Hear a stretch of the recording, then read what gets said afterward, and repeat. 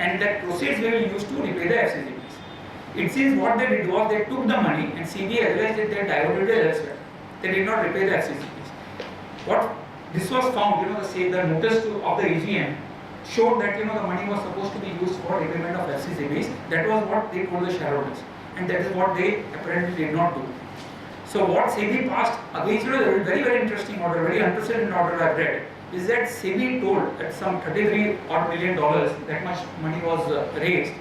SEBI passed an order that the whole board of directors will give a personal guarantee, will give a guarantee to SEBI that they will raise this $33 million themselves and return it. So what the point was that the money was within their control. They sold a particular undertaking. That money should have been used as per their AGM notice to these FCCB holders. They used it elsewhere. Apparently, even SEBI said that this was actually given to sister concerns. So this order is going up and down to various high courts and coming back. And I think the final order which I read, most recent order, is still that guarantee is very much there. And so it's like you are on the board of a company and you get an order saying that now you personally pay 33 million or collectively pay this much amount. So it would be very interesting. SEBI can suspend, cancel license, they can debar, they can disgorge, attachment. Very interestingly, SEBI has got now powers to arrest under the latest amendment under August 2002. That's very interesting. If suppose somebody, SEBI has levied a penalty of 25 lakhs against somebody, that person is not paying the money or is unable to pay the money, SEBI can arrest that person till he pays the money. This is very interesting. I cannot understand how much such power could be given to an authority like SEBI. That person is unable to pay for example. He does not have the 25 lakhs. He has done violation. But instead of prosecution, you arrest that person, they either pay the money or be in jail. Of course, Subrata Roy is in jail, but that's a different situation altogether. I found it very strange. Penalties are very high. Now, 1 lakh per day for so many types of, if you don't file a particular document and you file it, let's say 10 days, up to 1 lakh rupees per day can be levied on you, and the amount could go up to 25 crores. And in certain cases now 3 times, 5 times certain amounts.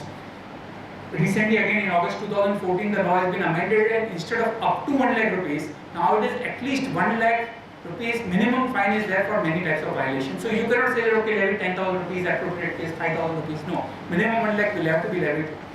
This one decision I want to highlight. Maybe I'm running out of time, but if you read most of the penalty decision, most if not all, each and every decision, I think maybe 1 or 2 exceptions may be there. This particular decision is always quoted. What is said is, there is a particular extract from that. There are 2 sentences from the decision which says, if there is a violation, any type of violation, penalty has to follow. So Supreme Court has said, if there is a violation, if you make any violation, suppose I don't file I was ill and I filed my document which I was supposed to file by 31st March, I filed on 15th. As soon as I have done a violation, nothing further has to be proved. Penalty would have to be levied. The normal course would be 1 lakh rupees per day for 15 days, 15 lakhs is there. So SEBI could levy, so SEBI has to levy penalty. So what the orders are framed is, I see my hands are tied. Supreme Court has told me, you have to levy penalty, you have no other choice. But if you read the Supreme Court decision, Supreme Court according to me does not say that. The issue before the Supreme Court was that whether mens rea, that is guilty intention, is relevant in case of SEBI civil violations. Suppose I have done a fraud. Fraud is established. In case of fraud, mens rea is very much relevant. I have cheated somebody, there was the intention to cheat. But if there is a civil violation, I filed certain documents late, and there was there was a time in those days. What used to happen is that every time some violation happened, somebody comes and say, my wife was ill and this happened and that happened, and I did not know the law and I made a mistake and so on. So please don't levy penalty. I did not have mens rea. And there was certain sad decisions, Securities Appellate Tribunal, which said that mens rea should be proved.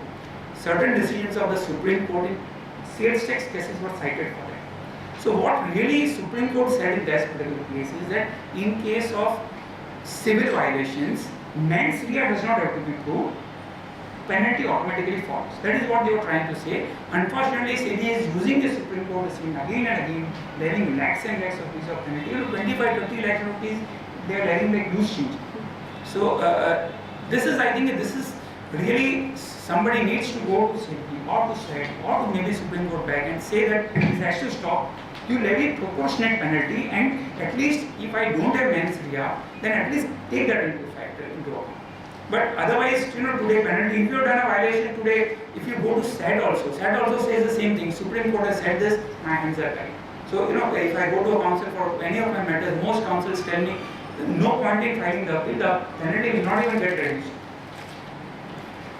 Prosecution is CBI has got very wide powers of prosecution. Companies Act is of course much more, you would know all about this, but still CBI has got wide powers. Fortunately, we have concept of compounding, which we will deal with in a separate topic today, settlement by compounding.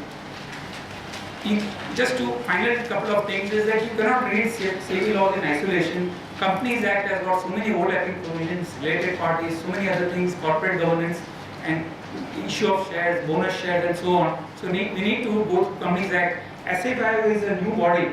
It is an old body, but now it is given recognition under Companies Act. If SFIO comes into the picture, SEBI goes into the background. Because SFIO takes control over the whole charge. Insurance law is another which came into controversy when SEBI passed an order banning ULIPs. That is a separate story by altogether. But then the point is that this is also has to be taken into account for all law relating to deposits, that the acceptance of deposits, NBFCs. Sometimes these provisions overlap, one needs to take them into account. So finally, just in conclusion, I just think that for chartered accountants and company secretaries and lawyers, the bar is much higher. So familiarity with SEBI laws is a must. Securities laws is a must. Thank you.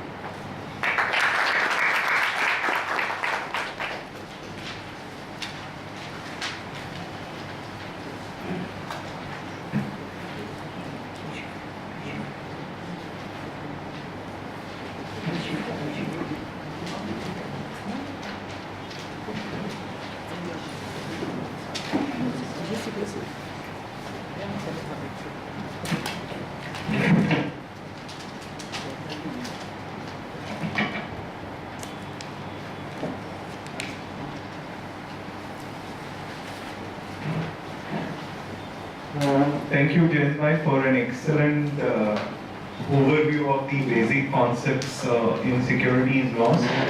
Incidentally, SEBI completed 25 years last year, and that has also triggered a lot of discussion as to